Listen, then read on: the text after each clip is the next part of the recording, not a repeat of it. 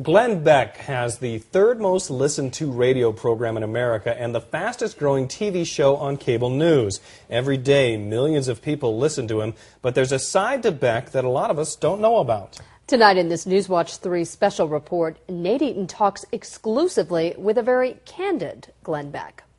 It was 1994, the eve of his 30th birthday. Glenn Beck had lost everything, his money, his fancy car, and he was about to lose his family. He stared at the clock, and right before it turned 12 midnight, whispered to himself, "My life is about to change." He was prophetic, and over the next 13 years, Glenn Beck has become a completely different man.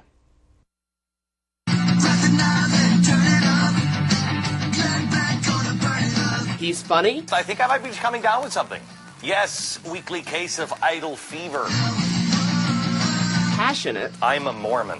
I'm a Christian, and I'm not a bigot.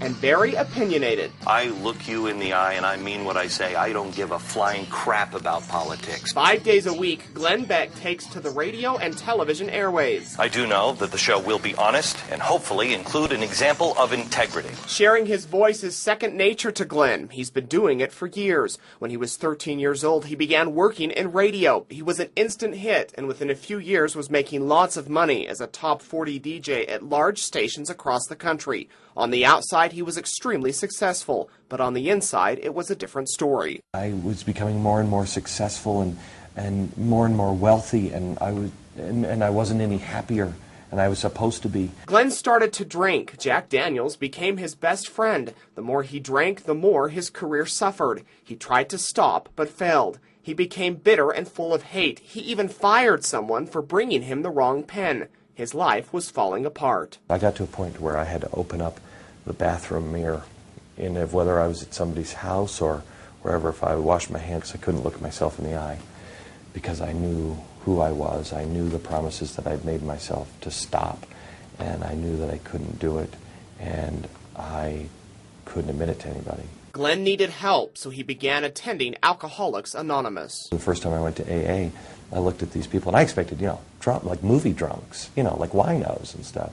And they were all nicely dressed and business people. I remember saying, I thought I'd be in a room full of drunks. And this old woman wearing pearls had a purse, and she said, "Oh, honey, we're all drunks." I realized that good people have these problems, and there's no shame in it. During all this, Glenn met his second wife, Tanya. They began dating, and when he asked her to marry him, she said they had to go to church. So the search began for a religion. Eventually, they walked into a ward house of the Church of Jesus Christ of Latter-day Saints. After months of research, meeting with missionaries, prayers, and asking countless questions, Glenn and his family were baptized Mormon in October of 1999. Every Sunday, I am recharged. If it wasn't for Sundays, if it wasn't for really truly honoring the Sabbath and just unplugging, not doing any work, just being with the family, just paying attention to what's real in my faith, I wouldn't make it. I wouldn't make it. Now, coming up in 2 minutes, Glenn talks more about his faith, his success, and why he loves Eastern Idaho so much. This is the exact negative of the rest of the world. And you could just feel it. Just driving in, landing in Idaho Falls. Popular radio and TV talk show host Glenn Beck has been a Mormon for almost 8 years. He says it's his faith that keeps him grounded in the fast-paced world of broadcasting. How do you stay positive? How do you stay optimistic? Scriptures, prayer, service, my home teaching, just going Sunday. Sunday is the only day that I don't have anything scheduled except church. But every other day of the week, Glenn's schedule is packed. He spends 3 hours hosting a radio show that's heard on over 230 stations across the country. When he's not on the radio, he's preparing for and hosting his TV program, which has seen an 85% increase in viewers in just the past year. He's also writing a book and is touring the country this summer with a comedy show. I'm clear that my success has very little to do with me and has a lot to do with the people that are around me. I'm totally clear that there will come a time, and maybe soon, that I'm in a Walmart and nobody knows my name and I might even be the greeter. And when the purposes are done, when I've, outlived my usefulness, it's over. And I'm okay with that. Recently, Glenn began working with BYU Idaho on some projects, and he says he's fallen in love with Eastern Idaho. What a blessed place you guys have here.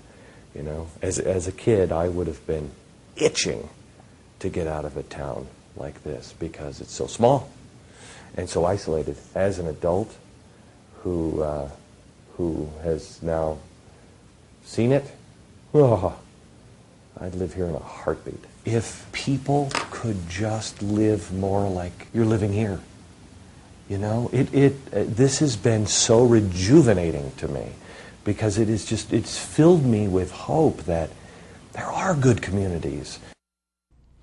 Well, Glenn will be back in Eastern Idaho soon. He was actually in Salt Lake City this past Saturday, and he'll be in Boise on June 5th to kick off his summer stage comedy tour. It's called The Inconvenient Truth. So, interesting. yeah, it's going to be humorous and a bunch of stuff. Any other plans? Yeah, he's actually writing a book called The Inconvenient Book. He's launching a film unit which will produce documentaries, and then him and his daughter are writing a children's book, so he definitely stays busy. Yeah, a lot on his plate. You bet. Yeah. Interesting look.